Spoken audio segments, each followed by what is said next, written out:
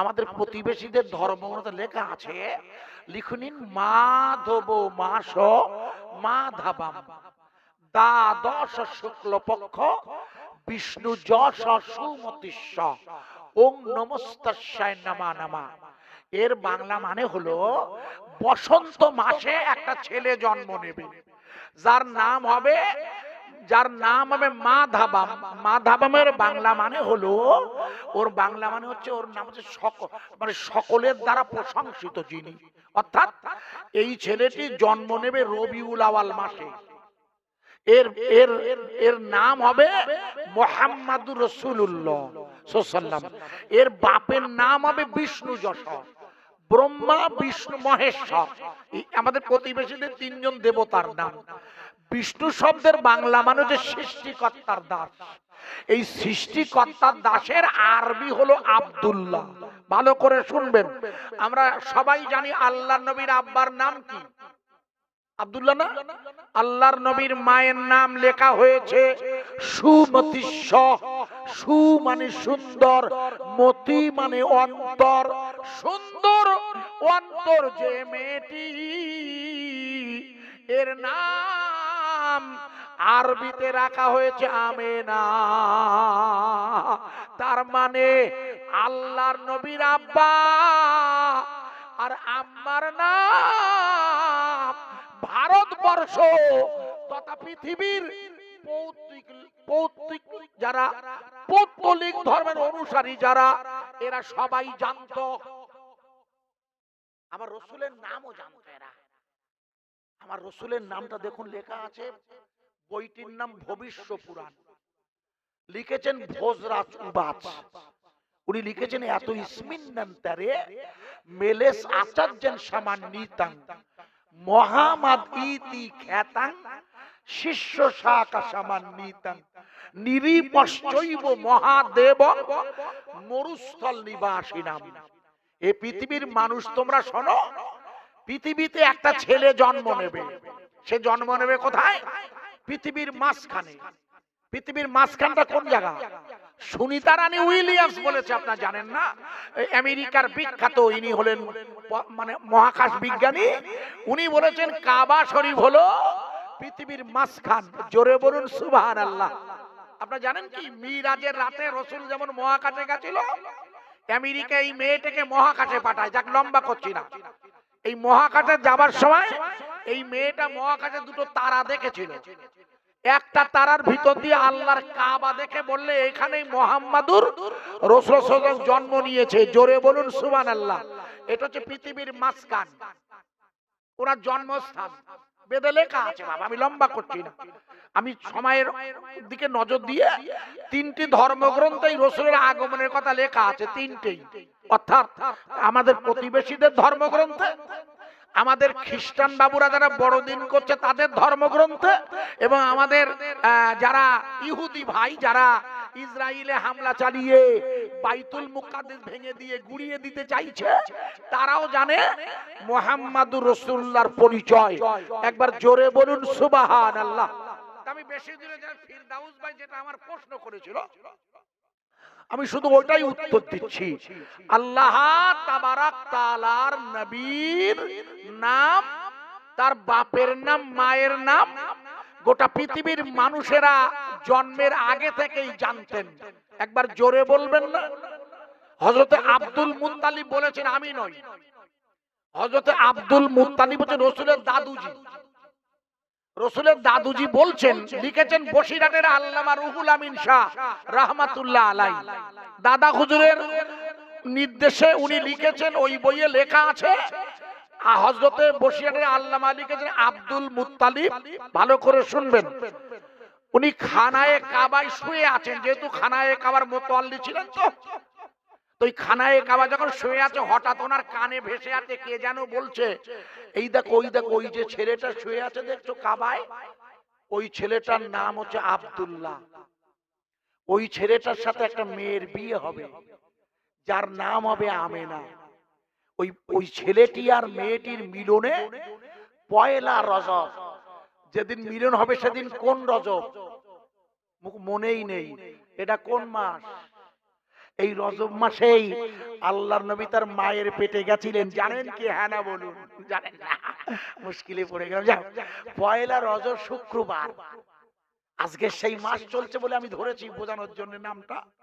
পয়লা রজব শুক্রবার মা আমিনার সাথে আব্দুল্লাহর প্রথম মিলন হয়। আর ওই দিন রসুল পাকের নূর মা আমিনার রেহেমে প্রবেশ করে। ভালো করে শুনবেন, হযরতে মা আমিনাতু জোহরা, ওনার ওনার ওনার নাম বলছেন। ওই মক্কায় বসে থাকা আব্দুল মুত্তালিব শুয়ে আছে, আর একটা ছেলে আসছে। ওই ছেলেটাকে দেখে বলছে, ওই দেখো ওই দেখো, ওই ছেলেটার নাম হচ্ছে আব্দুল্লাহ। ওর সাথে একটা মেয়ের বিয়ে হবে, তার নাম আমিনা। ওই মেয়েটার পেটে একটা ছেলে হবে, তার নাম হবে মোহাম্মদ। আর ওই ছেলেটা আগমন করলে কাবা শরীফে আমরা যারা আছি ৩০৭ জন লাত ওজ্জাত মানা, ওগুলো সব ভেঙে চুরমার করে দেবে। বোঝা যাচ্ছে কি?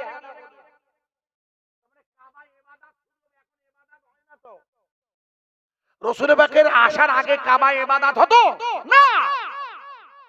এই জন্য আমি আয়াতটা তুলেছিলাম, মনে রাখুন। আল্লাহর নবীর আগমনের আগে কাবায় ৩৬০টা খোদাদ্রোহী শক্তি দাঁড়িয়েছিল, লাত, উজ্জা, মানাত, আল্লাহর বিদ্রোহী শক্তি। ভালো করে শুনবেন। এই জন্য আল্লাহ তাবারাক তাআলা বশিরানের আল্লামা লিখে দিয়েছে, হযরতে আব্দুল মুত্তালিব অবাক হয়ে শুনছে, এরা যা বলছে কথাগুলো তো ঠিক বলছে, কিন্তু আমার ছেলে আব্দুল্লাহ, ওর সাথে বিয়ে হবে আমেনার, আর ওদের মিলনে বাচ্চা হবে। তখন আব্দুল মুত্তালিবের মনে পড়েছে, দাদা হুজুর বলেছেন, বুঝিয়াটা আল্লামা লিখেছে। আব্দুল মুত্তালিব তখন মনে পড়েছে, উনি হাতেমের মধ্যে শুয়েছিল। হাতেম বোঝেন? যারা হজে গেছেন, হজে গেছেন কেউ আছেন, উমরা বা ফরজ হজ, ওই কাবা শরীফের উত্তর দিকে যে ঘেরা জায়গাটা, সুলাইমান নবীর কবর যেখানে, ওইখানটাকে হাতেম বলা হয়। যারা হজে গেছেন, অনেকবার আমরা গেছি, তো এই হাতেমের মধ্যে আব্দুল মুত্তালিব শুয়ে আছে। ভালো করে শুনবেন, ওনার আসল নাম আব্দুল মুত্তালিব না, ওনার আসল নাম আব্দুল। আর উনি ছিলেন মুত্তালিবের দাস, তাই ওনাকে বলতো আব্দুল মুত্তালিব দাস। উনি ছিলেন লোকের বাড়ির দাস। কে? রসুলের দাদা। এই জন্য আল্লাহ রসুল নবী হয়ে দাসপ্রথাকে বন্ধ করে দিয়েছিলেন। এই মুত্তালিব শুয়ে আছে কাবা শরীফে হাতেমে। হঠাৎ হঠাৎ ওনার মালিক এসে খুঁজছে। ওনার মালিক কি নাম? ওনার মালিকের নাম মুত্তালিব। রসুলের দাদার নাম তো আব্দুল মুত্তালিব নয়, শুধু নাম আব্দুল, বুঝেছেন? আর মালিকের নাম মুত্তালিব। এসে খুঁজছে, আব্দুল মুত্তালিব কোথায়? তাকে কাবা শরীফে শুয়ে আছে। শুধু শুয়ে নয় আব্বা, বশিরের আল্লামা দাদা হুজুর বলেছেন, লিখেছেন, ওনার গায়ে বিয়ের পোশাক পরা, ওনার দুই চোখে সুরমা লাগানো। আব্দুল মুত্তালিব মানে মুত্তালিব রাগে, প্রচন্ড রেগে গিয়ে, ওই আব্দুল মুত্তালিব শুয়ে আছে, দাস তো, আব্দুল শুয়ে আছে, জামা ধরে তুলতে গিয়ে সুগন্ধ দেখে আর ওই নতুন বিয়ের পোশাক পরা দেখে খুব রেগে গিয়ে, তুমি আমার বাড়ির দাস, তুমি বিয়ে করেছো, আমায় বলবা না? বলে, কই আমি তো বিয়ে করিনি মালিক। বলে, তুমি বিয়ে করে, তোমার গায়ে বিয়ের পোশাক, তোমার চোখে ছোরমা, বিয়ের দিন পড়তে হয়। বলে, আমি জানি না, বিশ্বাস করুন, আমি তো কাবা শরীফে ঘুমিয়েছিলাম হাতেমের মধ্যে। আব্দুল মুত্তালিব মানে মুত্তালিব করলে কি, আব্দুলকে সঙ্গে নিয়ে তৎকালীন আরবের সেরা গণক ঠাকুরিনী, একজন গণক ঠাকুরানীর কাছে নিয়ে আব্দুল মুত্তালিবকে নিয়ে গেল। মুত্তালিবের দাসকে দেখে ওই গণক ঠাকুরনি বলছে, এই ছেলেটাকে তোমরা দেখছো না, ওর কপালে দেখো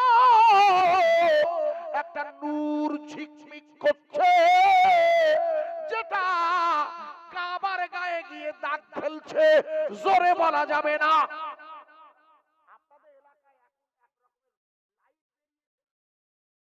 এখন এক রকমের ডিজি লাইট বেরিয়ে এখান থেকে ফোকাস দিলে অন্তত 500 মিটার দূরে দেখা যায় না। এখন ইদানিং একটু হ্যাঁ না বলুন, ইদানিং বেরিয়েছে না, বিভিন্ন অনুষ্ঠানে দিচ্ছে।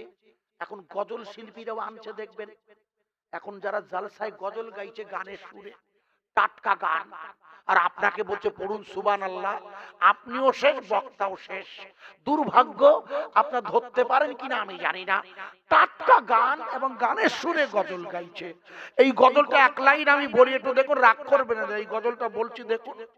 মুঝকো পিলা দে ইশকে কা জাম, তু আকা और मैं ही गुलाम। আছে না নেই? আল্লাহর ওলি কে গেয়েছে আমি বলছি। এই গজলটা গেয়েছে আল্লাহর ওলিরা।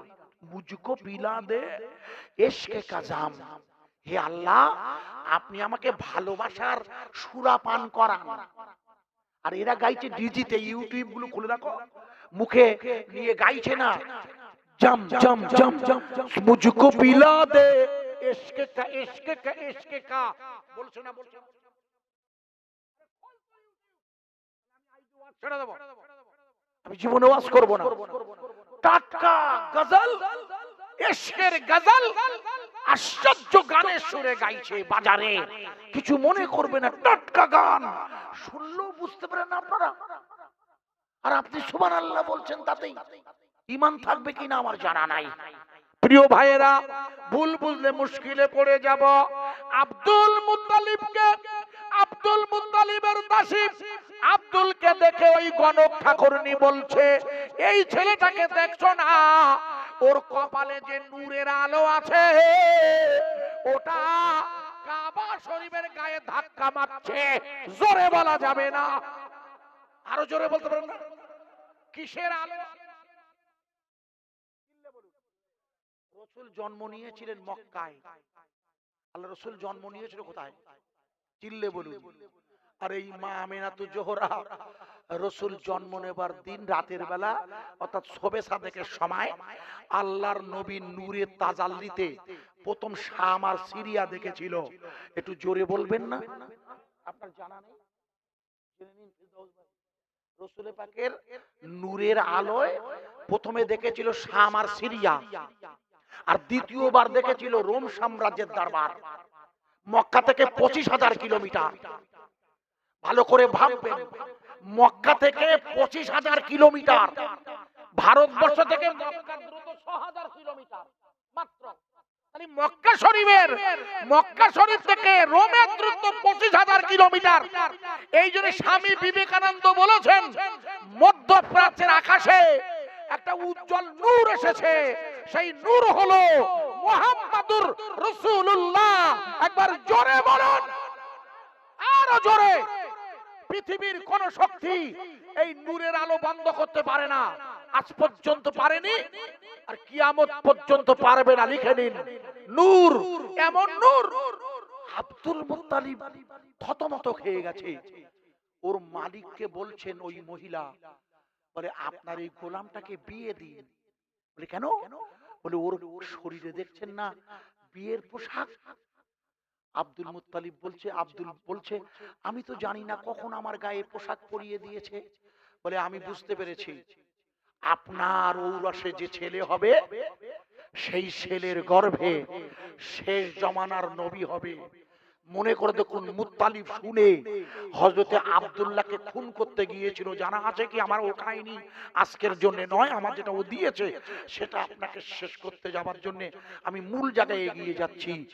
আব্দুল মুত্তালিবকে, আব্দুল মুত্তালিব তার দলবল রাসূলের আব্বাকেও মেরে ফেলতে চেয়েছিল। আমি লম্বায় যাচ্ছি না, যেটা বলছিলাম, এই আব্দুল মুত্তালিব যখন শুনলে যে ওনার ছেলে, যার নাম আপনারা একটু আগে শুনলেন আব্দুল্লাহ, এই আব্দুল্লাহ, আব্দুল মুত্তালিবের বিয়ে হয়েছিল প্রথমে কার সাথে বলতে পারেন? প্রথমে যে মেয়েটার সাথে বিয়ে হয়, আপনি তো প্রশ্ন দিয়ে বসে আছেন শুধু, মেয়েটার নাম হচ্ছে কাইলা। কি নাম মুখস্থ করুন, কয়াকার হর্ষই লয়াকার, কাইলা। এই মেয়েটির সাথে বিয়ে হওয়ার পরে 1 বছরের মাথায় আমার ওই আম্মা মারা যায়। এরপরে আব্দুল মুত্তালিব বিয়ে করে যে মেয়েটা, তার নাম ফাতেমা। মুখস্থ করেন, এই ফাতেমার গর্ভে আল্লাহ রসুলের আব্বা জন্ম নিয়েছিল। আল্লাহ রসুলের আব্বার নাম হচ্ছে আব্দুল্লাহ।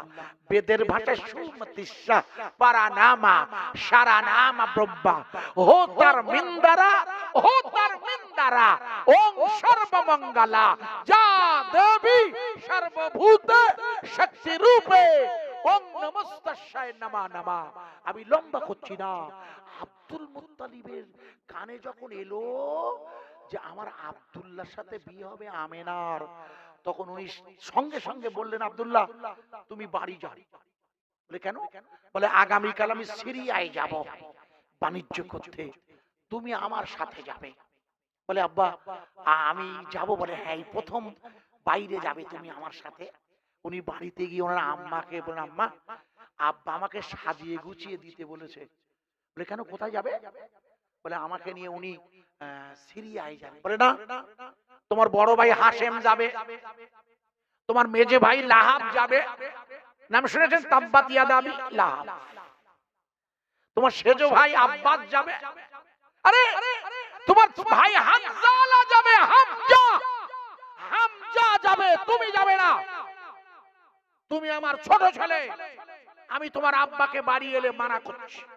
কিন্তু কেতাবে লেখা আছে হযরত আব্দুল মুত্তালিব কোন অবস্থায় ওনার স্ত্রীর বাধা মানলে না। উনি জানে চারিদিকে যখন প্রচার হয়ে গেছে আব্দুল্লাহর সৌভাগ্যের কথা, আব্দুল্লাহর সৌভাগ্য মানে হলো আব্দুল মুত্তালিব জমজম কূপ খুঁড়তে গিয়ে বাধা পেয়ে আল্লাহর কাছে দোয়া করেছিল, আল্লাহ আপনি আমার একাধিক সন্তান দেবে, যার একটা সন্তানকে আমি কুরবানি করব আপনার জন্য। সেই সন্তানটার নাম ছিল আব্দুল্লাহ।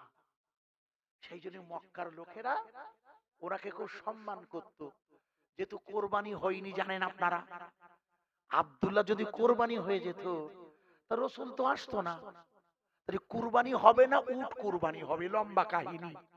হযরতে আব্দুল মুত্তালিব বললেন, তোমাকে আমার সাথে ওকে দিয়ে দাও, গুছিয়ে দাও, আমি নিয়ে যাব।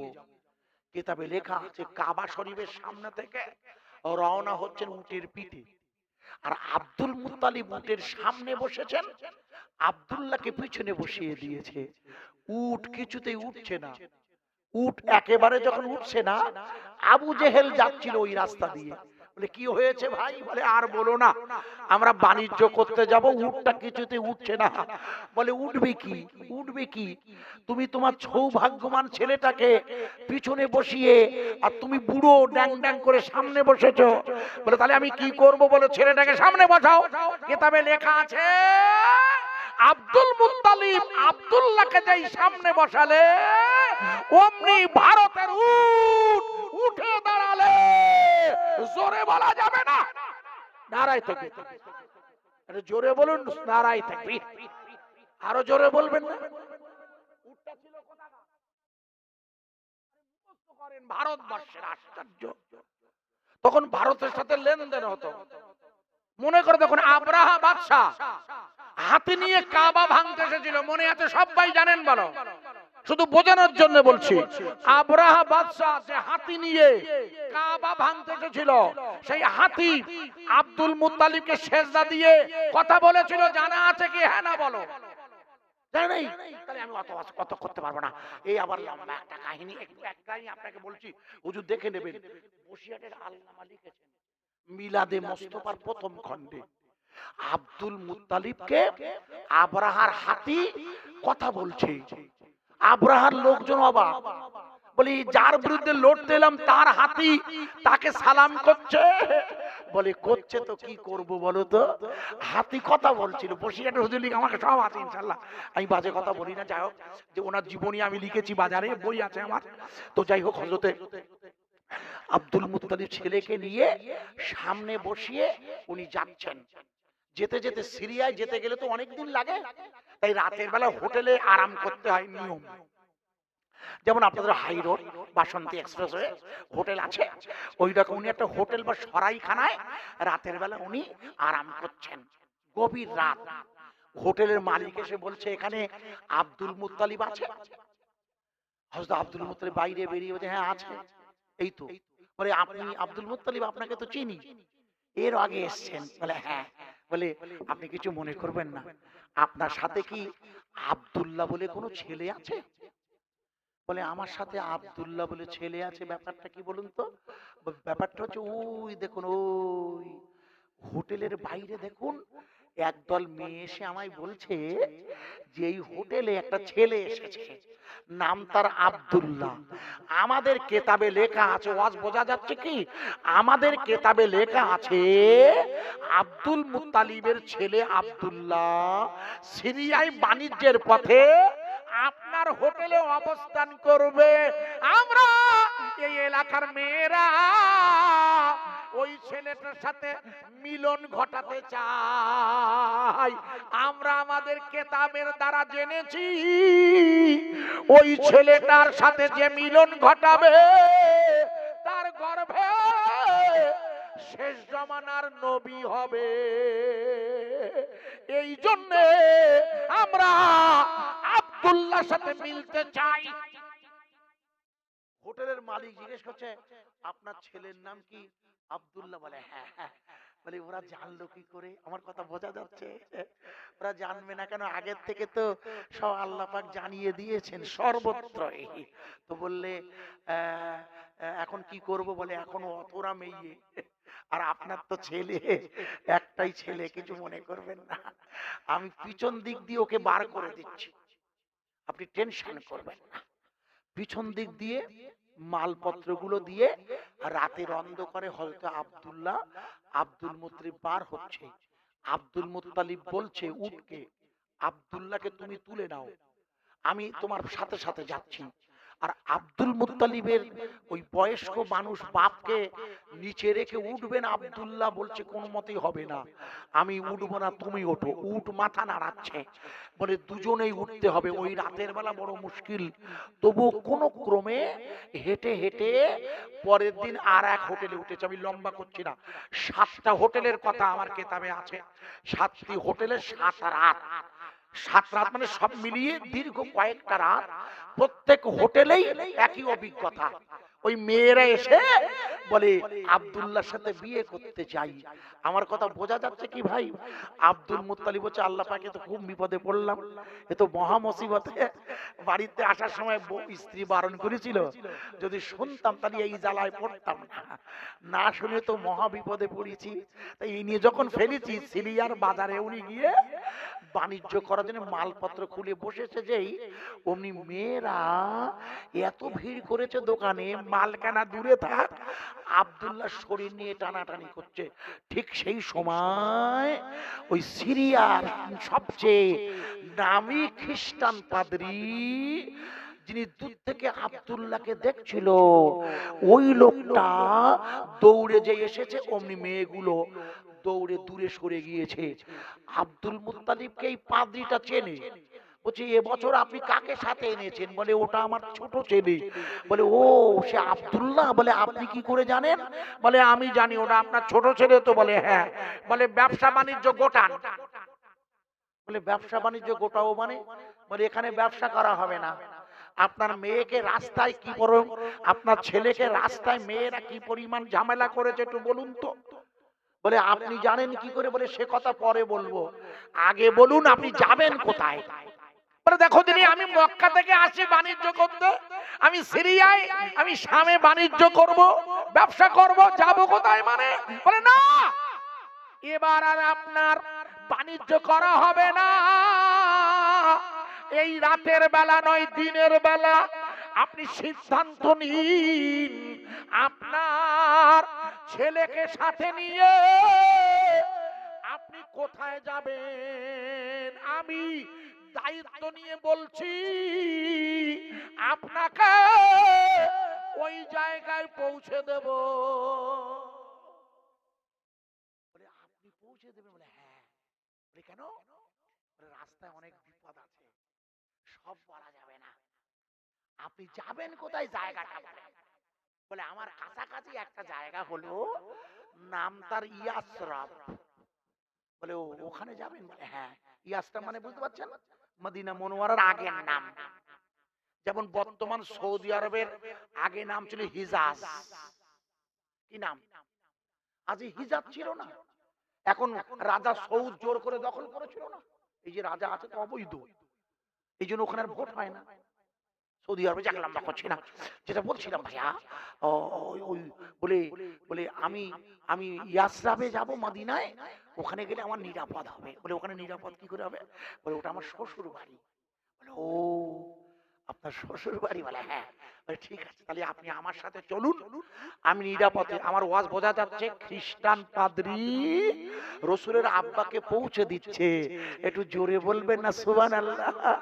এরাই পৃথিবীর জমিন থেকে ঈমানের কালিমা ধ্বংস করবে বলছে, এটা হয় কখনো খোকা?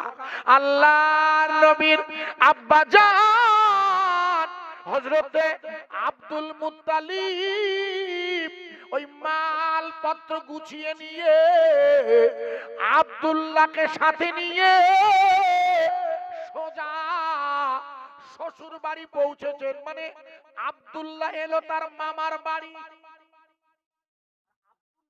এলেন শ্বশুর বাড়ি।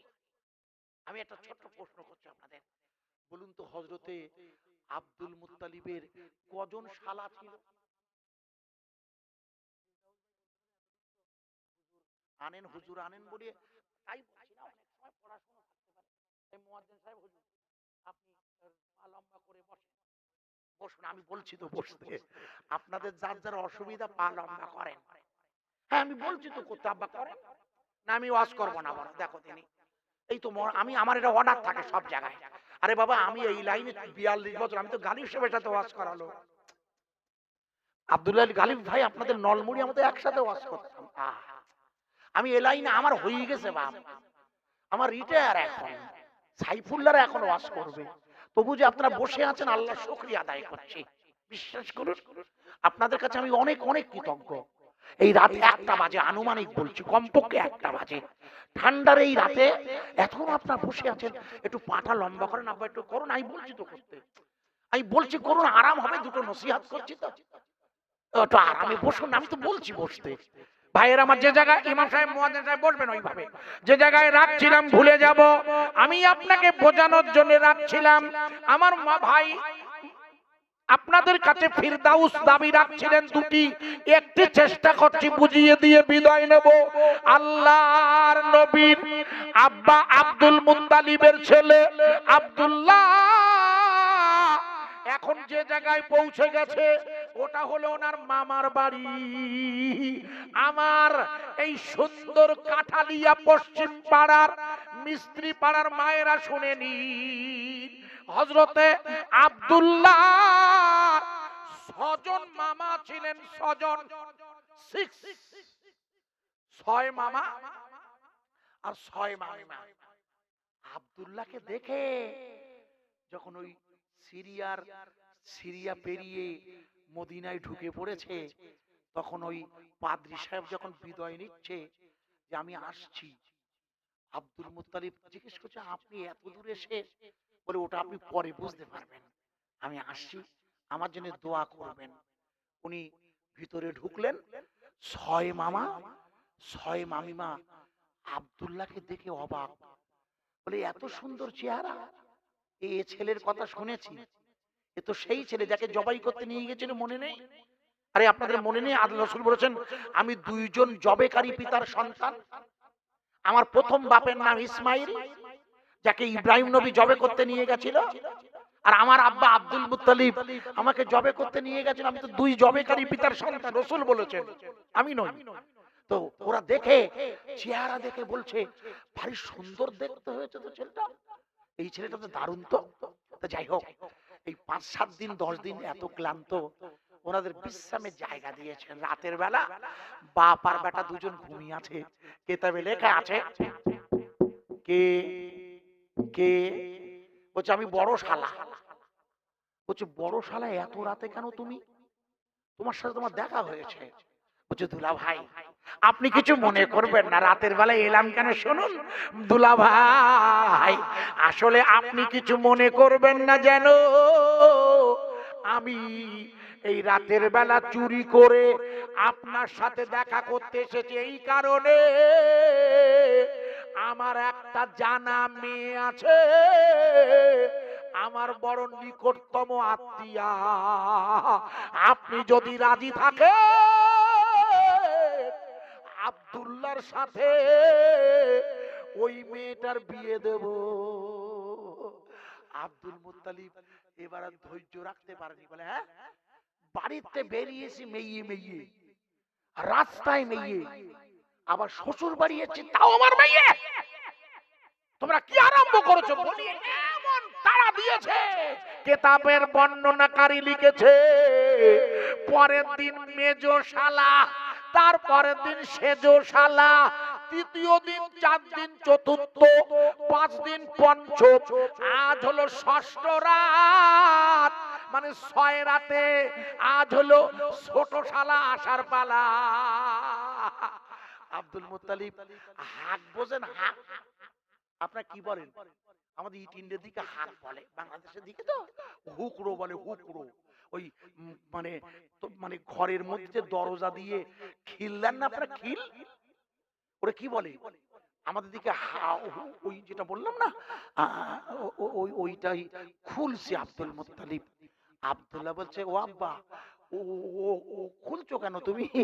বলে আজকে তো ছোট মামা আসবে, বলে আগের তে রেডি হয়ে আছে, 5 দিন 5টা ইয়েছে, ঠিক মতন লাইন করতে পারিনি, একটু দিয়েছি, তবে আজকে তো শেষ, ওকে আজকে সাইজ করে ছেড়ে দেবো। আমি এসেছি শ্বশুর বাড়ি একটু, আর কি জ্বালান জ্বালাচ্ছে আব্দুল্লাহরে নিয়ে। হ্যাঁ রাতের বেলা আব্দুল মুত্তালিব বলছে খোকা তুমি ঘুমিয়ে যাও। আব্দুল্লাহ বলছে আব্বা তুমি বাঁশ নে মানে ওই হুড়কো নিয়ে তুমি দাঁড়িয়ে আছো কেন? বলে ও তোমার শুনতে হবে না।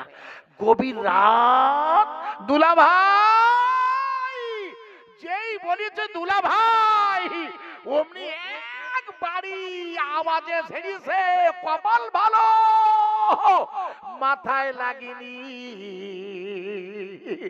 আল্লাহর নবীর জীবনী লেখক লিখে দিয়েছে ওই ওই হুড়কো লাঠির বাড়িটা ওনার মাথায় লাগলে হয়তো মারা যেতে, লেগেছে ওনার কাঁধে। চিৎকার করে বলছে দুলা ভাই ও দুলা ভাই আপনি আমায় মারছেন কেন? আসলে আজ 5 রাতে আমার 5 ভাইয়েরা তাদের পছন্দ মতো মেয়ের আত্মীয়ের সাথে আব্দুল্লাহকে বিয়ে দিতে চাই, বিয়ে দিতে চাই, বিয়ে দিতে চাই। আর আমি আপনার ছোট শালা আব্দুল্লাহর জন্য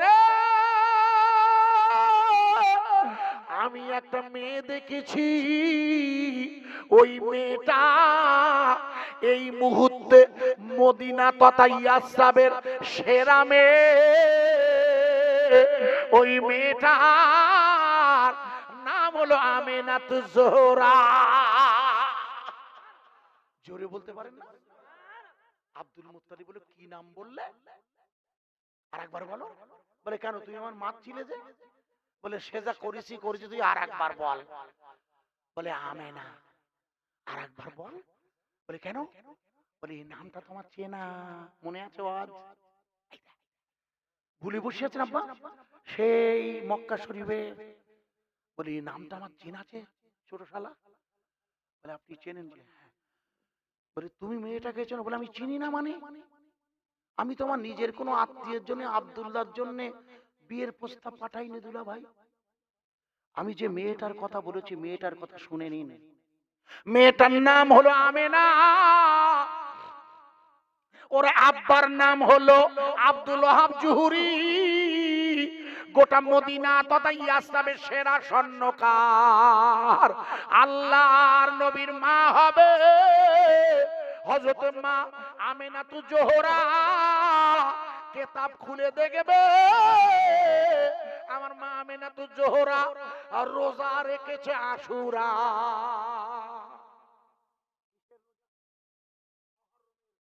10 তারিখে একটা রাখে ওরা, আমরা দুটো রাখি।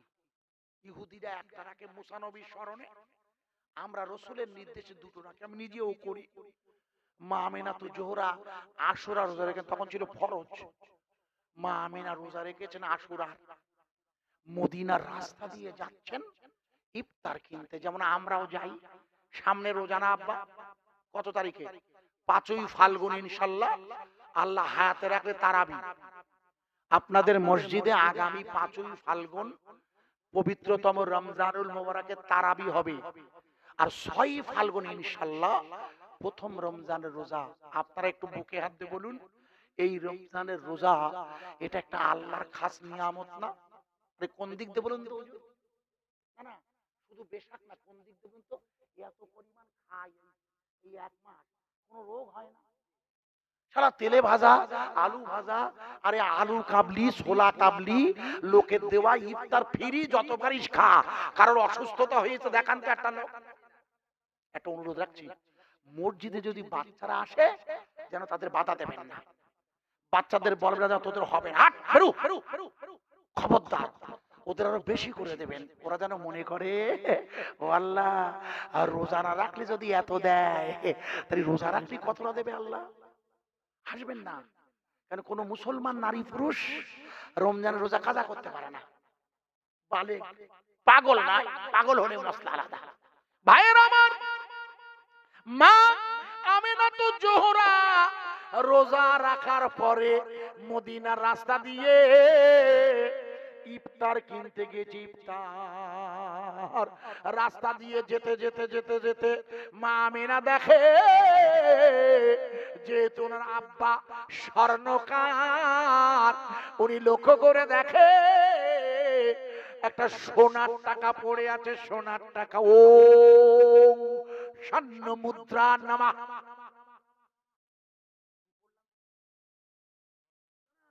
এটা যেহেতু বেদে লেখা আছে তাই ভালো করে বুঝো। ওম স্বর্ণ মুদ্রা নামা মাধবী মাধবাম দ্বাদশ সকলাপাখ্যাং। ভালো করে শুনে বাংলা করছি। এই সোনার টাকাটা পড়ে আছে কোথায়? রাস্তায়। আর বেদ বলছে সোনার টাকাটা যিনি কুড়িয়ে পেয়েছেন এখন, তার নাম হচ্ছে আমিনাতু জোহরা সুমতিস্স। একটু জোরে বলবেন না সুবহানাল্লাহ? অবাক হয়ে গেছে মা আমিনাতু জোহরা, টাকাটা হাতে করে নিয়েছেন। যেহেতু ওনারা সোনা, ওনাদের এখনকার সময় হলে তো কি হতো জানি না, এখন তো 1,50,000 টাকা 10 গ্রাম সোনার দাম। আর মা আমিনাতু জোহরা আব্বা স্বর্ণকার না হলেও উনি যে আল্লাহর নিয়ামত, উনি কখনো হাত দিতেন না, আর দেন এখনো হলেও দিতেন না। উনি টাকাটা নিয়ে আঁচলে করে বেঁধে দোকানদারকে বলছে, ও ভাই আমার ইফতার দেন তো। তা দোকানদার বলছে আপনাকে কি দেবো? যা খাবার তৎকালীন মদিনায় খেজুর তো 1 নম্বর খাবার। ইফতার কিনে নেওয়ার সময় বলছে, ভাই শুনুন না, আমার কাছে না একটা সোনার টাকা আছে একটা। এই টাকাটা, আমার নাম হচ্ছে আমেনা, আমার আব্বার নাম আব্দুল ওহাব জুহুরি। বলে, ও তুমি জুহুরি সাহেবের মেয়ে? বলে হ্যাঁ হ্যাঁ। বলে ও তা সোনাটা টাকাটা আমার কাছে দাও মা। বলে না, এ টাকার মালিক আপনি না, আপনাকে দেব কেন? এ টাকার মালিক যে তাকে পৌঁছে দিতে হবে আমায়। কেউ যদি খোঁজ করে আপনি আমার বাড়ি পাঠাবেন, আমি বলে দিচ্ছি তো নাম ঠিকানা। সন্ধ্যাবেলা মা আমিনাতু জোহরা ইফতারের পেয়ালা নিয়ে বসে আছে। আপনারা জানেন ইফতারটা বড় নিয়ামতের খাবার। উনি ইফতার খাবে বলে মা আমিনাতু জোহরা বসে আছে। হঠাৎ বাড়ির বাইরে কে যেন ডাকে, আমেনা আমেনা, বাড়িতে আছো গা ও আমেনা? মা আমিনাতু জোহরা নিজের নামের আওয়াজ শুনে দ্রুত বাইরে বেরিয়ে এসেছেন। এসে দেখে একজন বয়স্ক বুড়ো, খুড়খুড়ে বয়স্ক বুড়ো বসে জিজ্ঞেস করছে, আমেনা, মা আমেনা, মা আমেনা। তো জোরে জিজ্ঞেস, আব্বা আপনার বাড়ি কোথায়? বলে, আমার বাড়ি শাম, সিরিয়ায়। বলে, আমি আমি যাচ্ছিলাম মক্কায় মা, তা শুনলাম আমার একটা সোনার টাকা হারিয়ে গেছে মা। শুনলাম তুমি নাকি পেয়েছো। বলে, আপনার টাকা পরে হবে, আপনার চেহারা দেখে মনে হচ্ছে আজ কয়েকদিন কিছু আপনি খাননি। আপনার একটু আওয়াজ দিয়ে বলুন তো, এক সাজ দু সাজ না খেলে সবার আগে বুঝতে পারে কে? একটু জোরে বলবেন না। আশ্চর্য কথা বলছেন না কেন আপনারা? আপনি দেখবেন আপনার স্ত্রী হয়তো খেয়াল করেন এর আগের আগে, এটা ভুল বুঝবেন না। আপনার স্ত্রী হয়তো কোনো কারণে রাগারাগি হয়েছে, আপনি এক শ্বাস দু শ্বাস একদিন খাননি পুরো, আপনার স্ত্রী হয়তো খেয়াল করে না, কিন্তু সর্বপ্রথম যার নজরে আসে তিনি হচ্ছেন মা। এই জন্য রাসূল বলেছেন, পৃথিবীর জমিনে মায়ের মতো শুধু আপন কেউ নয়, যদি কাউকে সেজদা দেওয়া জায়েজ হতো সেজদা দেওয়া। আপনারা নিশ্চয়ই জানেন মা এত আনন্দ নয়, এত আরামদায়ক একটা শব্দ। এই জন্য আল্লাহ রাসূল বললে, ও ছেলেরা, তোমরা তোমার মাকে পেলে জান্নাত কিনতে পারলে না। এ এ এই এই পবিত্রতম মিস্ত্রি পাড়ার ছেলেরা, এই আপনারা ভালো করে বুঝবেন, ভুল বুঝবেন না যেন। মা আমেনা তো জোহর একজন মা, তো উনিও তো মেয়ে ছেলে, তাই ওনার হাতটা ধরে, মা আমেনা হাতটি ধরে, মা আমেনা হাতটি ধরে বুড়ো লোকটার কয়, 3 দিন খাওনি কিছু, খাওয়াবো তোমায়। মা আমিনা, মা আমিনা, এমন মার হবে না, আমরা সবাই আছি বসে মিস্ত্রি পাড়ার জলসা। ওগো খোদা দেখো যে রাতের বেলা আছি বসে, তোমার নবীর মায়ের কথা বলছি সবাই মিলে।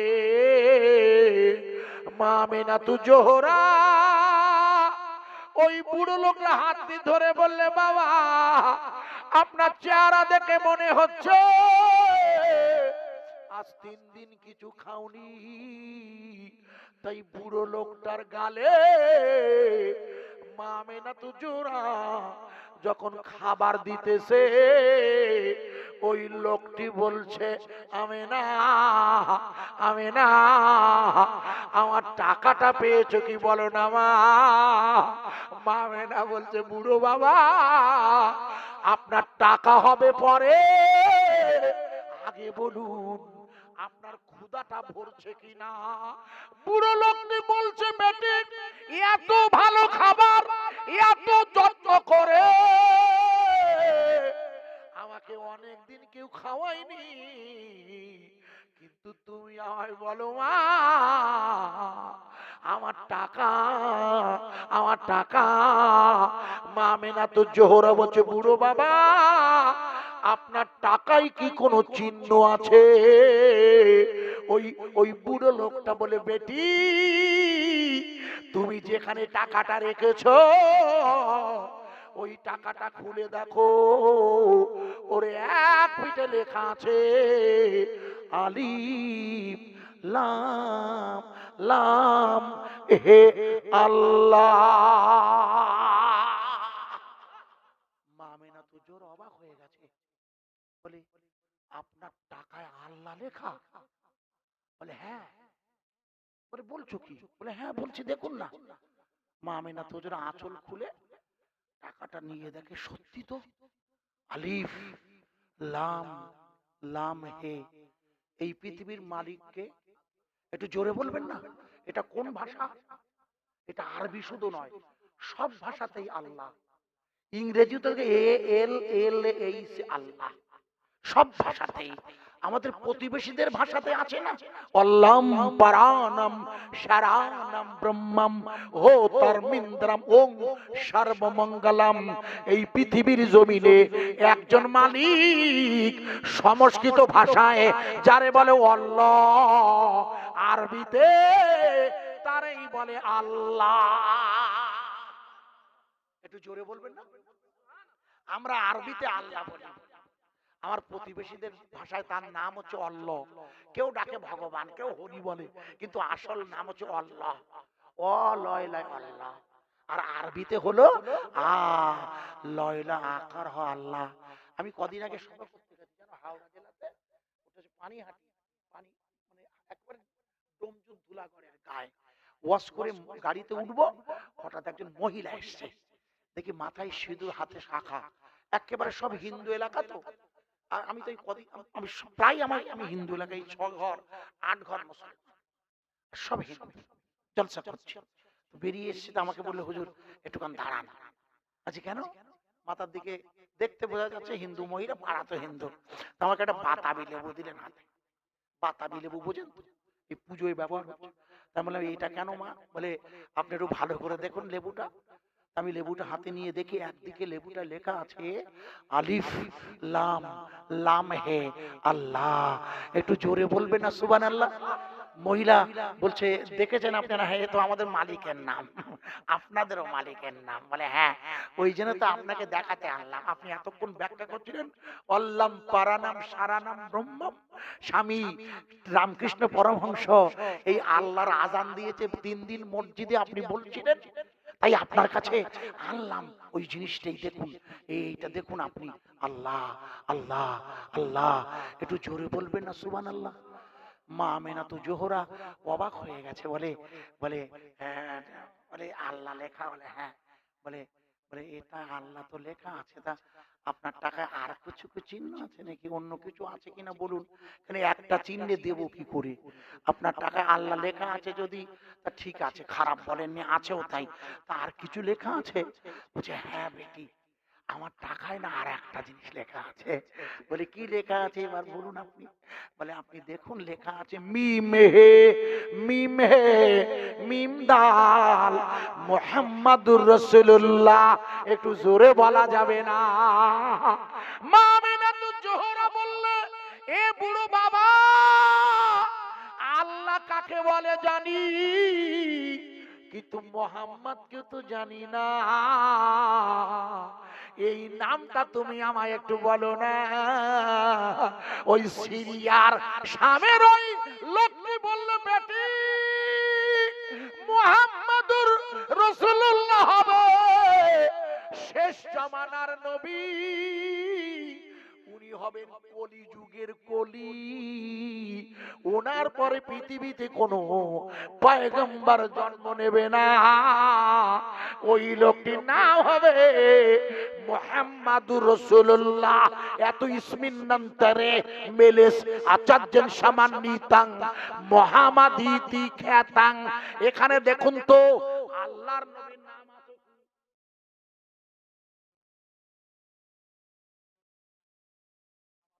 এত ইসমিন্নান্তরে মেলেস আচার্যেন সামান্বিতাং মুহাম্মাদিতি খ্যাতাং। এখানে রাসূলের নাম নেই? একটু হ্যাঁ না বলুন না। গতকাল বড়দিন গেছে 25 ডিসেম্বর, যীশু খ্রিস্টের জন্ম। যীশু খ্রিস্ট নয়, ওনার নাম ঈসা রুহুল্লাহ। খবরদার, ওরা যীশু খ্রিস্ট বলে, আমরা জানি ঈসা রুহুল্লাহ। উনি বলেছেন, মনে করে দেখুন সূরা সাফ 28 পারা, ওয়াইজ ক্বালা ঈসা ইবনে মারইয়াম। মরিয়ামের ছেলে ঈসা বললে, আমি বাদ দিয়ে বলছি, মিম বাদিহি, আমার পরে একজন নবী আসবে, ইসমুহু আহমদ, তিনি হবেন আহমদে মুস্তাফা। একটু জোরে বলা যাবে না সুবহানাল্লাহ? তাহলে ঈসা রুহুল্লাহ যে নবীর আগমনের দাওয়াত দিয়েছে, সেই নবীর নাম হলো মুহাম্মদ রাসূলুল্লাহ। আর আমাদের সৌভাগ্য, সেই ঈসা রুহুল্লাহ আসমানে অপেক্ষা করছে ইমাম মেহেদীর সাথী হয়ে দাজ্জালকে জবাই করবে বলে। ইসরাইলের নেতানজি হুয়ারা যে দাজ্জালকে নবী বলে আমন্ত্রণ জানানো বানানোর জন্য বাইতুল মুকাদ্দাসটা ভেঙে টুকরা টুকরা করতে চায়। সেই বাইতুল মুকাদ্দাস ভাঙতে আসা ইমাম মনে করে দেখুন দাজ্জালকে টুকরো টুকরো করে পৃথিবীর জমিন থেকে হটিয়ে দেবার জন্য পৃথিবীতে আসবে ঈসা রুহুল্লাহ। একটু জোরে বলা যাবে না? আরো জোরে বলতে পারেন? হযরতে মা আমিনাতু জোহরা বললে, আব্বা এই লোকটার নাম শুনেছি, আপনার ওই পিছনে আছে দেখছি মোহাম্মদ লেখা, কিন্তু এনার সম্পর্কে বলে এনার সম্পর্কে আমিও ভালো জানি না মা, তবে আমি একটা দোয়া করি মা, আমি আল্লাহর কাছে দোয়া করি আল্লাহ যেন তোমার গর্ভে শেষ জামানার এই নবীকে আল্লাহ, রাসূলকে আল্লাহ তোমার গর্ভে পাঠিয়ে দেয়। জোরে বলবেন না? আরো জোরে বলা যাবে না? রসুল, আল্লাহর রসুল এসেছিলেন মা আমিনাতু জোহরার গর্ভে, তাই সবাই মিলে আমার দুটো বাজতে যায় দোয়া হবে, সবাই মিলে ঠান্ডার সময় আপনারা যে এখনো আছেন, আমি সত্যি শুকরিয়া আদায় করে একটু সালাম পাঠ করব। আলাম্মা তাম্মা মিন হামলিহি শাহরানে আলা আশহুরিল আকওয়ালিল মারবিয়া তুওয়াফিয়া বিল মদিনাতে শরীফাতে আবু আব্দুল্লাহ। যারা চেয়ারে আছি বা দাঁড়িয়ে সবাই উঠে দাঁড়িয়ে দোয়ার মানুষে আমার সাথে একটু সালাতুস সালাম পড়ে নেবেন। ইয়া নবী সালামুন, ইয়া রাসূল একটু কাছাকাছি আসেন আব্বা, একটু গায়ে গায়ে শেষ দোয়া হবে, দুটো বাজে যায়। আপনারা সবাই জানেন দুটোর সময় কটা বাজে দেখুন তো, দুটো বাজে, দুটো বাজে যায়, হ্যাঁ দুটো বাজে, তার মানে দুটো আমাদের প্রোগ্রামের সময়সীমা ছিল হুজুর দুটো। আল্লাহ পাক আপনাদের এতগুলো লোক আছে থাকার কথা না, কারণ সাইফুল্লাহ ভাই যে কণ্ঠ সত্যি ভালো কণ্ঠ, ওনার সাথে আমরা বয়সের দিক দিয়ে টিকে থাকা কঠিন, কিন্তু এখনো আল্লাহর মঞ্জুর যে আপনারা এত লোক এসেছেন। একটু নারা দেব, নারায়ে তাকবীর, নারায়ে তাকবীর। পশ্চিম কাটালিয়া মিস্ত্রি পাড়ার বাৎসরিক ইসলে সওয়াব আমি শুনছিলাম 13ই মাঘ আপনাদের নির্ধারিত তারিখ, আমাকে ভাই বলছিল এবছর মাওলানা সাহেবের ওই সাইফুল্লাহ সাহেবের জন্য ডেট এগিয়ে এনেছেন। সমস্যা কিছু নেই, তবে বড্ড ঠান্ডা তো, তবু যে আপনারা আছেন সত্যি শুকরিয়া। বিশ্বাস করুন আমি আপনাদের কাছে এত কৃতজ্ঞ, আল্লাহর শুকরিয়া আদায় করে এই রাত দুটোর সময় প্রিয় নবীর শানে সবাই মিলে পড়ছি ইয়া নবী সালামুন আলাইকা, ইয়া রাসূল সালামুন আলাইকা, ইয়া হাবিব সালামুন কা, সালাওয়াতুল্লাহ ইয়া শাফিয়াল মুজনাবিন, দয়াময় প্রভু রব্বানি, কি জিনিস পাঠাইলেন তিনি, চিনিল না মক্কা তয়ফানি, চিনিল বনের হরিণী। ইয়া নবী সালামুন কা, ইয়া রাসূল সালামুন কা, ইয়া হাবিব সালামুন কা, সালাওয়াতুল্লাহ কা।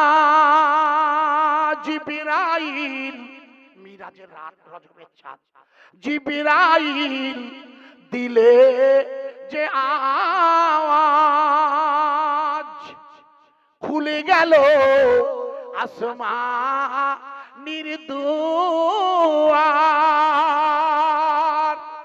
এসেছেন নবীদের সরদার করিতে আল্লাহর ও দিদার ইয়া নবী সালামুন কা ইয়া রাসূল সালামুন কা ইয়া হাবিব সালামুন আলাইকা সালাওয়াতুল্লাহি আলাইকা ইয়া রাব্বি সাল্লাল্লাহু দাইমান আবাদান भेजाए रब मेरे दरूद सलाम बरगुज़ीदा नबी बलागल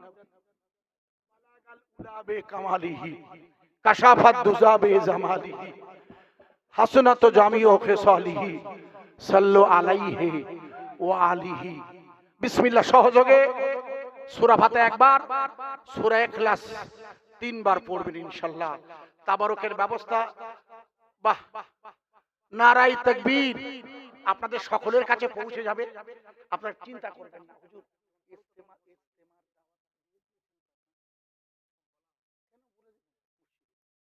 খবরদার বলে দেবেন ভাইয়া সূরা ফাতিহা সূরা ইখলাস আর আপনারা একটা করে সব ভাইকে দিয়ে দিন তাবারক ওটা হচ্ছে কি কি করা আছে বলছেন ভাইয়া তাহারি তাহারি তাহারি মানে হলো আপনার ওই গোশ খিচুড়ি দিয়ে শুকনো করা খুব ভালো মানে বিরিয়ানির ছোট ভাই আর সেইদিন সাইফুল্লাহ ভাই সামনের বছর বিরিয়ানির ব্যবস্থা করে দিয়ে গেছে ইনশাআল্লাহ খুব ভালো করেছেন উনি আপনারা ওগুলো গ্রহণ করুন মায়েরা আছেন গ্রহণ করবেন আর একটা আবেদন করব এইটা খেয়ে যদি ঘুমান ভালো না খেয়েও যদি এটা না খান যদি পানি খেয়ে নেবে যাতে ফজরের নামাজটা কাজা না হয় বিশ্বাস করুন জলসা না দিলে গুনাহ হয় না কিন্তু নামাজ না পড়লে গুনাহ হয় এই জন্য অনুরোধ করব কোন অবস্থায় যেন ফজরের নামাজ কাজা না হয় প্লিজ আপনারা একটু পানি বেশি করে খাবেন আজকের জন্য যাতে খাবার খেয়ে পানি খেলে পেশাবটা জাকি আসে আর ফজরের আর ফজর তো 6টা বেজে 10 পর্যন্ত 12 হবে সময় কিন্তু জামাত 45 খবরদার হুজুর আজান দেবেন কটায় 50 বেশ করেছেন উনি আজান দেবেন 30 আজান দেবে আপনার তো আরে আগে উঠতে হয় খুব কঠিন না না এটা ভালো কাজ রাসূলের সাহাবী সাথীদের মধ্যে জান্নাতে যাবেন আগে মুয়াজ্জিন সাহেব আল্লাহ পাক ওনাকে আপনি দুজন মুয়াজ্জিন বাহ ভালো হয়েছে কই কই কই আপনি একটু হাত তুলুন আপনি তো ওখানে বসে আছেন আমি মুয়াজ্জিন খুঁজলাম তো ওখানে গিয়ে বসে আছেন আরে বাবা আল্লাহ পাক আপনাদের সম্মান দিয়েছে আমি কে যে স্বয়ং আল্লাহ সম্মান দিয়েছেন আমার দায়িত্ব সব ভাইকে দিয়েছেন পিছনে বিসমিল্লাহির রহমানির আলহামদুলিল্লাহ মায়েরা পাবেন তো মায়েদের দেবেন বাহ আলহামদুলিল্লাহি রাব্বিল আলামিন আর রহমানির রহিম মালিকি ইয়াউমিদ্দিন ইয়াকা নাবুদু ওয়া ইয়াকা নাস্তাঈন আমার ফিরদাউস ভাই দাবি করেছিলেন ওই আপনার বাদশা জাহান আলমগীরের তৈরি অর্থাৎ আওরঙ্গজেবের আব্বা শাহজাহানের তৈরি তাজমহল আমার ওয়াজ আছে বাজারে অনেক জায়গা লম্বা করছি না এই আল্লাহ যদি কখনো আবার সুযোগ দেয় এটা ইতিহাস এটা সম্পূর্ণ করা হয়নি সময়ের দিকে আল্লাহ চাইলে পরবর্তী পর্যায়ে ছিল তাই বললাম এক নাম্বারটা করে দিই আল্লাহ পাক করালেন তবে রাসূলের আব্বার সাথে এরপরে বিয়ে হবে এরপরে এই যে অনুষ্ঠানের বয়ান করছিলাম এই পরের দিন ওই রাতের বেলা খোঁজ পাবেন যখন যে আমার আমেনা ওই মেয়েটি তখন সকালবেলা উনি দেখতে আসবেন সকালবেলা হযরতে আব্দুল মুত্তালিব যখন দেখতে আসবেন আব্দুল্লাহকে সাথে নিয়ে বুঝেছেন দিয়ে দিন আপনারা যেই দেখতে আসবেন আব্দুল্লাহকে দেখে আব্দুল্লাহ নদী চিনতে পারবেন আব্দুল্লাহ জুহরি চিনতে পারবেন বলে এই ছেলেটা কার ওটা আমার ছেলে বলে আপনার ছেলে বলে হ্যাঁ তখন জিজ্ঞেস করছে আপনি ওকে চেনেন বলে হ্যাঁ বলে আপনার বাড়ি ইয়াসরাবে আর আপনি আমার মক্কায় আমার ছেলেকে চেনেন বলে হ্যাঁ আমি চিনি বলে কি করে চেনেন বলে আমি মক্কায় তোয়াফে গিয়েছিলাম সেই সময় নিয়মে মক্কা জিয়ারাতে যাবার পথে দেখি 7টা ঘোড়সওয়ার হাতে তলোয়ার নিয়ে আপনার ছেলেকে মারছে কিতাবে আছে চীন থেকে এসেছিল ওরা চীন 7 জন লোক বলে আপনার ছেলেকে যখন মারছে আমি অসহায় হয়ে গেছিলাম এই ছেলেটা আপনারা আমি জানি না বন্ধু এই যে আপনার ছেলে আমি জানি না কিন্তু পরের ছেলে মনে করে আমি খুব আল্লাহর কাছে দোয়া করছিলাম কারণ আমি বয়স হয়েছে আমার আল্লাহ এই বাচ্চাটাকে ওরা মেরে ফেলবে কিন্তু আশ্চর্য ওই 7 জন যখন তীর টেনেছে ঠিক সেই সময় ঘোড়সওয়ার 7 জনকে সাদা পোশাকের 7 জন লোক এসে এমন ভাবে আঘাত করেছে তারা সকলেই মৃত্যুবরণ করেছে। আল্লাহ রাসূল বলেছিল ওরা হলো ফেরেশতা, আমার আব্বার হেফাজতের জন্য আল্লাহ পাঠিয়ে দিয়েছিল। জোরে বলুন সুবহানাল্লাহ। ওই দিন বিয়ে হয়ে যাবে ইনশাআল্লাহ। ওর পরে পয়লা রজব পড়বে, প্রথম মিলন হবে, বাচ্চা আসবে পেটে। সবাই মিলে হাত তুলুন, আল্লাহুম্মা আমিন। রব্বানা যালামনা আনফুসানা ওয়া ইল্লাম তাগফির লানা। অন্য কেউ দেখতে চায়নি, কিন্তু মুসা নবী চেয়েছিল। আল্লাহ বলেন হবে না, দেখা যাবে না। কেন?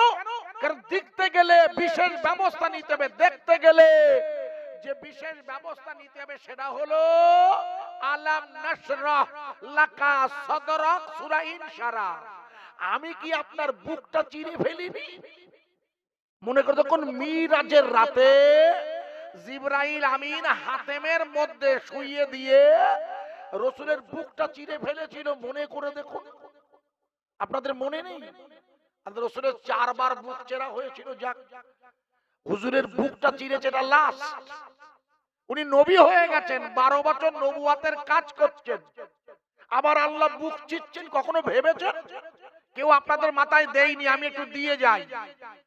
এই পর্যন্ত আল্লাহর নবীর 4 বার ছিনা চাক হয়েছে, 4 বার।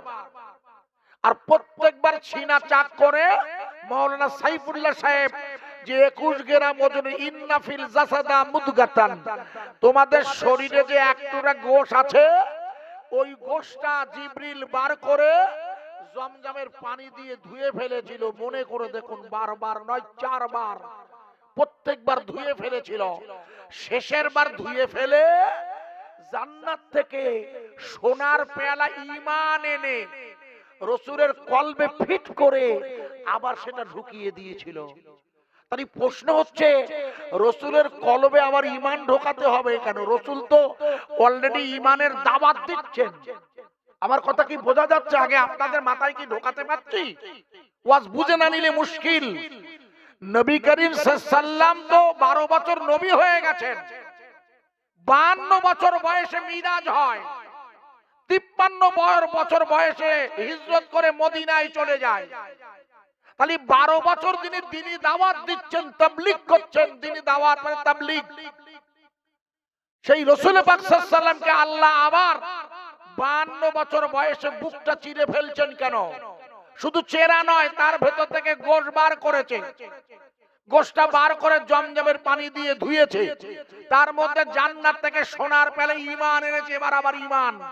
এটা কোন ঈমান? আসলে এটা হলো ওই ঈমান যে ঈমান মুসা নবীর কাছে ছিল না।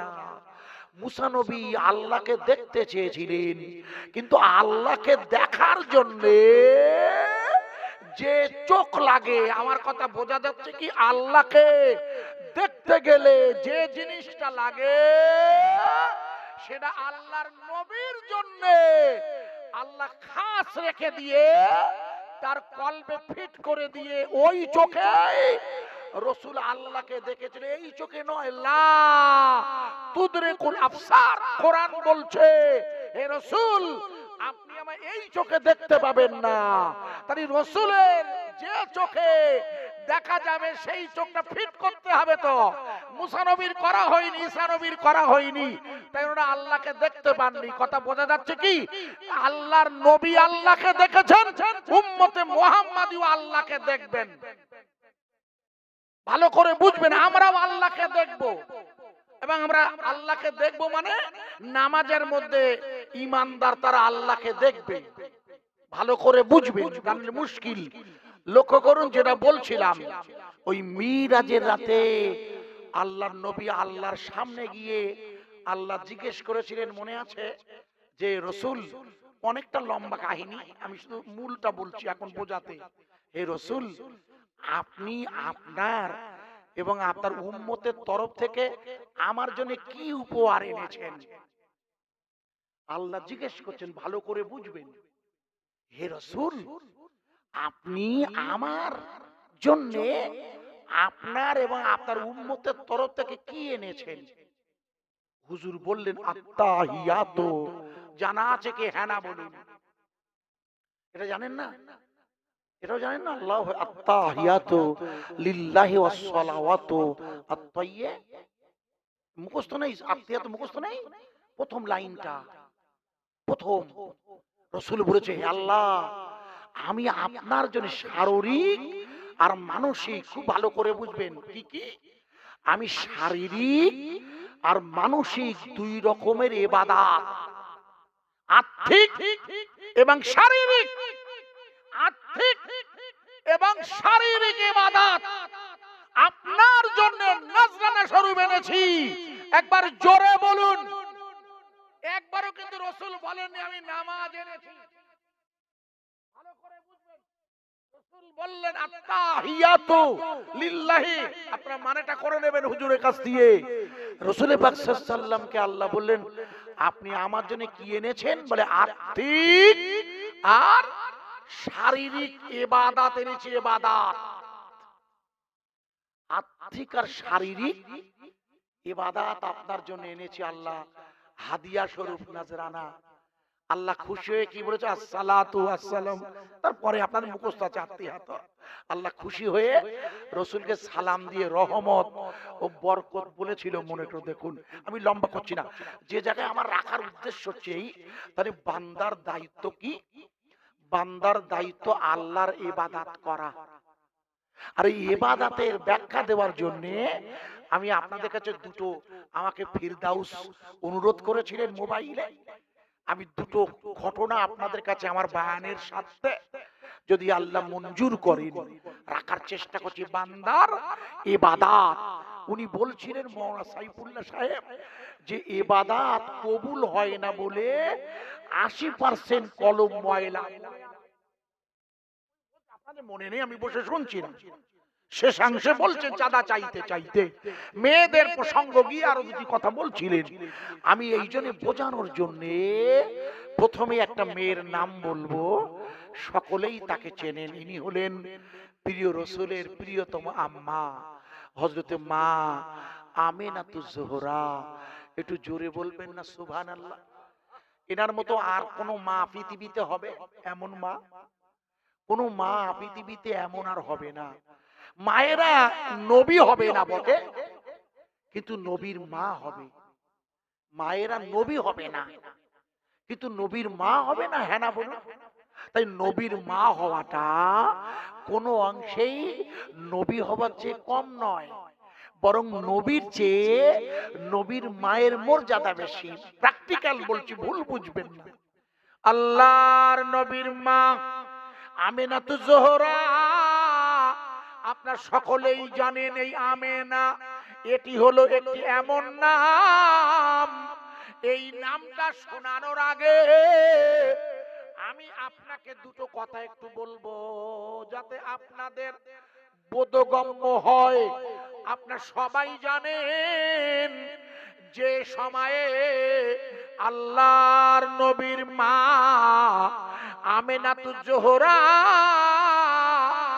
মদিনার জমিনে, যার আরেক নাম ছিল ইয়াসরাব, ওই জমিনে যখন উনি বসবাস করতেন, তখন আপনি নিশ্চয়ই জানেন পৃথিবীতে দুটো সাম্রাজ্য ছিল। তখন পৃথিবীতে কটা সাম্রাজ্য ছিল? মুখস্থ করেন, দুটো।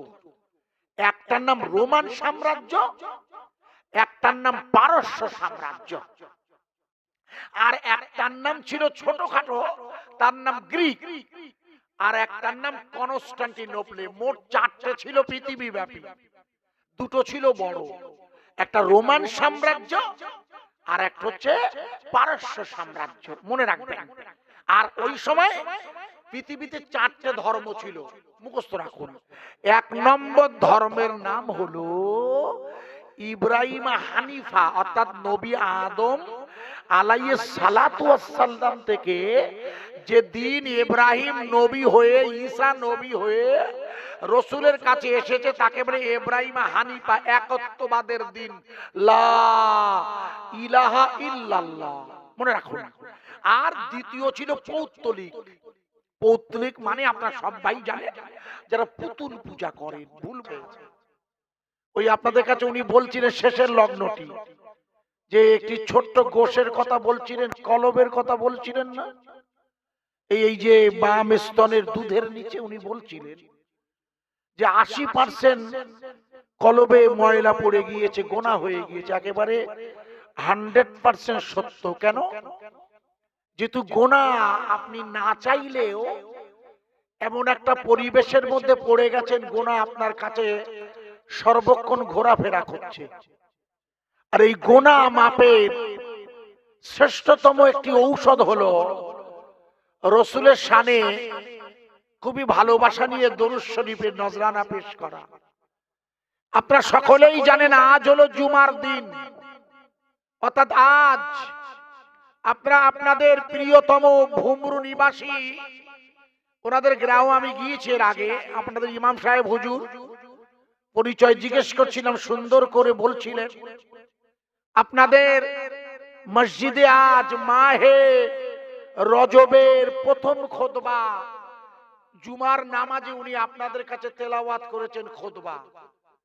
সেই রজবের পূর্ণময় চাঁদে আপনারা সবাই জানেন আজ জুমার দিন গেছে, আর জুমার দিন আসরের নামাজের বাদে ইমাম সাহেবের পিছনে অথবা বাড়িতে নামাজের বাদে মেয়েরা আমরা পুরুষেরা পড়ব আল্লাহুম্মা সাল্লি আলা মুহাম্মাদানিন নবিল উম্মি ওয়ালা আলিহি ওয়াসাল্লিম তাসলিমা।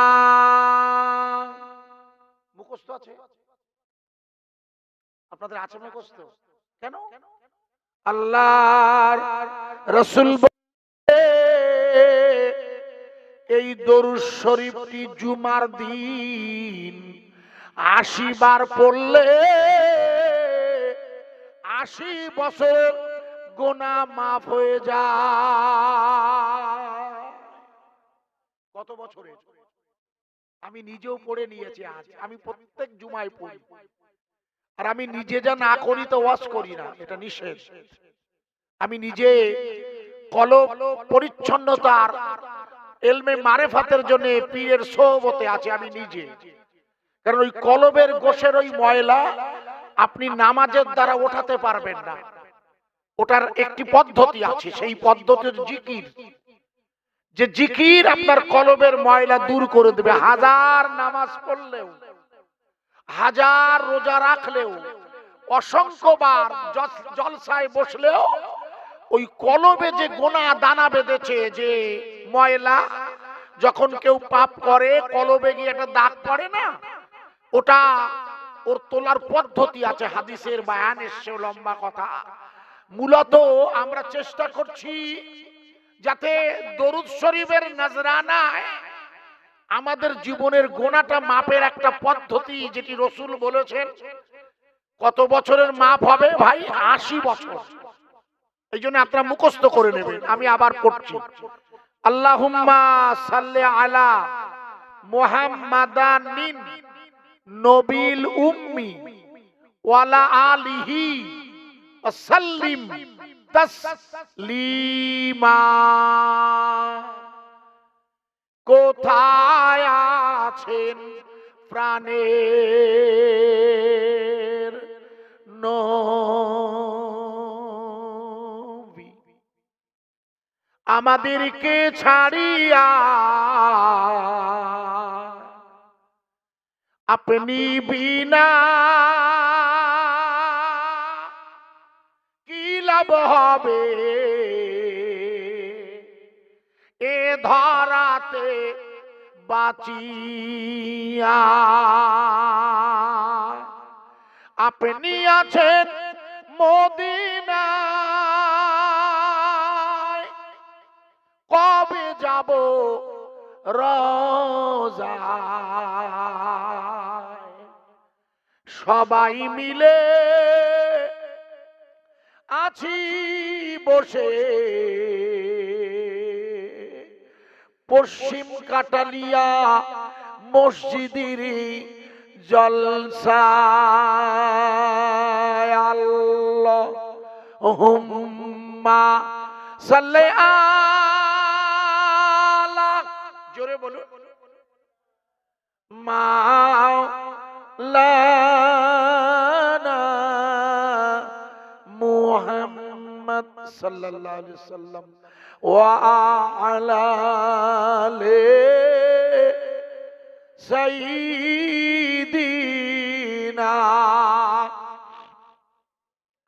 মাওলানা মুহাম্মদ সাল্লাল্লাহু আলাইহি ওয়াসাল্লাম। আউযু বিল্লাহি মিনাশ শাইতানির রাজীম। বিসমিল্লাহির রহমানির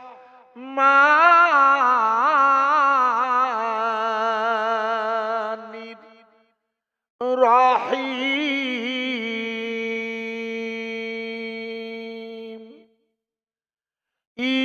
ইয়াকা না'বুদু ওয়া ইয়াকা নাস্তাঈন।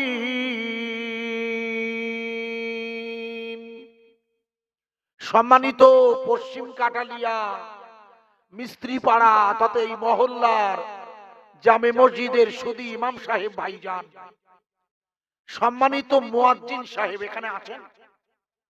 কই? না না না, নিচে নেই তো। ইমাম আর মুয়াজ্জিনের সর্বক্ষণ সম্মান করতে হয়, যেহেতু শীত গ্রীষ্ম বর্ষা, ইমাম আর মুয়াজ্জিন এই ভরসা। বিশ্বাস করুন, আপনাদের মসজিদে দেখলাম, আমার ভালো লাগলো।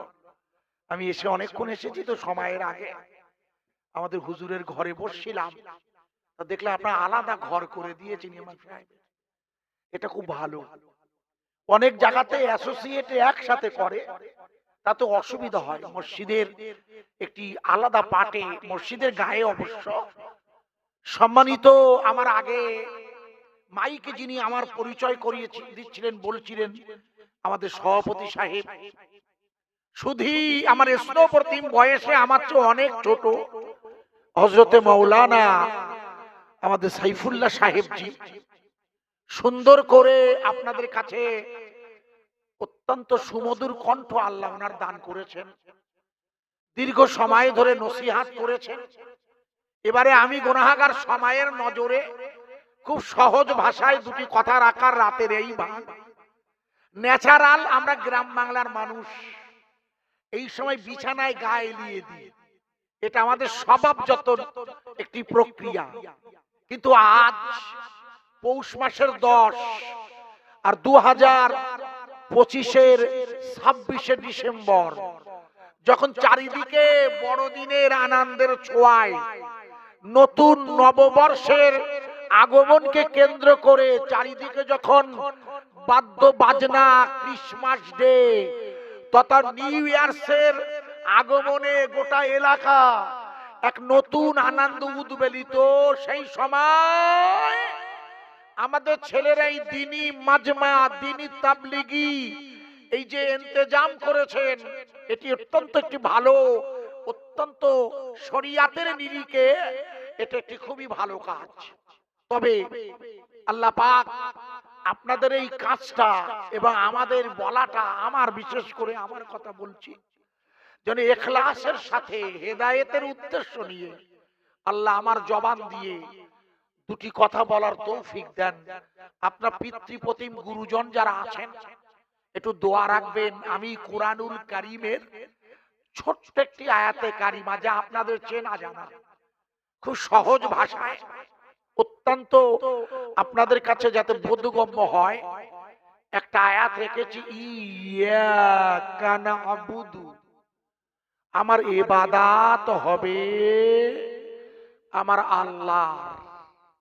খুব ভালো করে বুঝবেন, সূরা ফাতিহা যেটি প্রতি ওয়াক্তের নামাজে ইমাম সাহেব হুজুর ফরজে উচ্চ আওয়াজে, অন্য ওয়াক্তগুলোতে মনে মনে পড়েন, আর আমরা প্রত্যেক নফল সুন্নতে নিজেরাই পড়ি। আর এই সূরা ফাতিহা এটি পড়েন বটে, কিন্তু জানি না কতটা এটাকে বোঝার চেষ্টা করেন। আপনাদের দোষ নয়, আমি চেষ্টা করছি যাতে বোধগম্য হয়। আমরা যে লাইনটা আজ এনেছি, ইয়াকা না'বুদু, আমাদের ইবাদত হবে একমাত্র আল্লাহর উদ্দেশ্যে। খুব ভালো করে শুনবেন, বান্দার ইবাদত যদি আল্লাহর উদ্দেশ্যে না হয়, তাহলে বান্দার জন্য আল্লাহর সাহায্য আসবে না। আমার কথা কি বোঝা যাচ্ছে ভাইজান? আপনি লক্ষ্য করে দেখুন, আপনাকে বোঝানোর জন্য রাখছি, আশা করা যায় মাথায় ঢুকবে। আশা করছি আপনারা আমার কাছে দুটো কথা শোনানোর জন্য আল্লাহ যদি মঞ্জুর করেন, আমি দুটো উদাহরণ দেব ছোট করে করে বোঝানোর জন্য। আপনার সব ভাই জানেন বলে বলছি।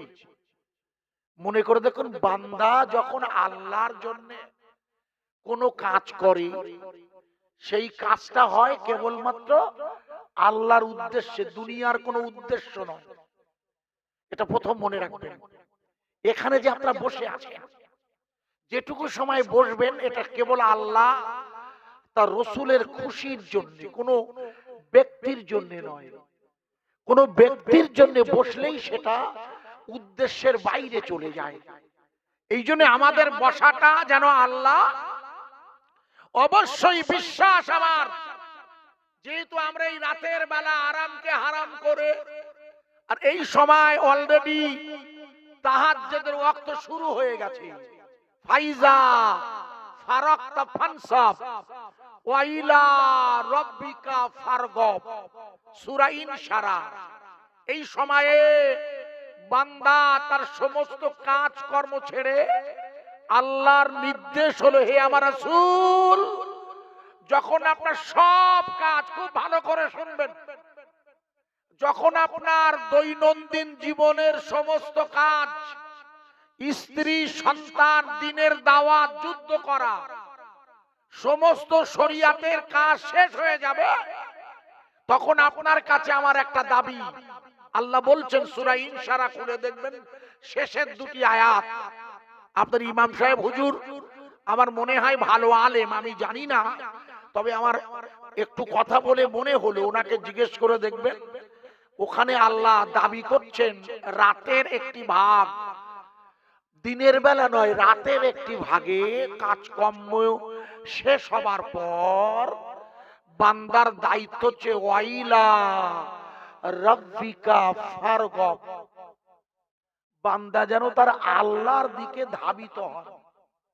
আল্লাহ বলছেন, আমি না, যে আমি তোমাদের কাছে, খুব ভালো করে শুনবেন একটু মন দিয়ে, রাত হচ্ছে তো দেখুন, রজবের এই রাতে, 26-এর দিবাগত রাতে রজবে, আল্লাহ তাবারাক তাআলা তার রাসূলকে নিজের কাছে ডেকে নিয়েছিলেন। জানা আছে? একটু হ্যাঁ না বলুন। এই পবিত্র রজবের পূর্ণময় চাঁদে, সেটা সামনে আসছে, যে রাতে নামাজ ফরজ হয়েছিল। এই পবিত্র রজবের পূর্ণময় চাঁদে তো নামাজ ফরজ হয়, ভালো করে বুঝবেন আব্বা।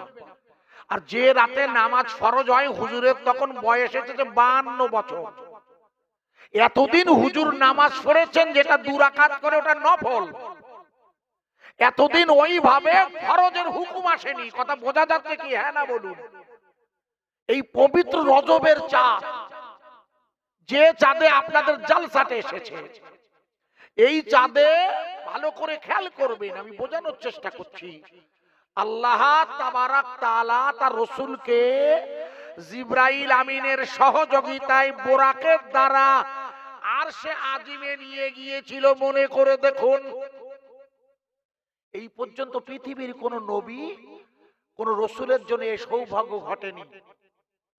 মুসা আলাইহিস সালাম বারবার বলেছিল, আল্লাহ আমি আপনাকে দেখতে চাই। আল্লাহ বলে, লান তারানি, হে মুসা আপনি আমায় দেখতে পাবেন না। আমার কথা বোঝা যাচ্ছে কি?